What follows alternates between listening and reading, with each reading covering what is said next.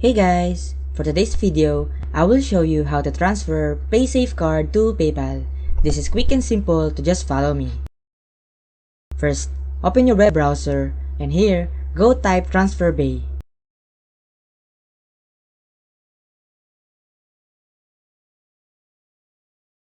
And you want to click this second link here. Now, once you are here at the Transfer Pay website, just click Get Started to keep going. Then, you just need to fill up all the needed info here like the code and the email address. And now, you can now choose what type of currencies you will use and how much do you want. And just click transfer when it's done. So there you have it. Thank you for watching and please don't forget to subscribe.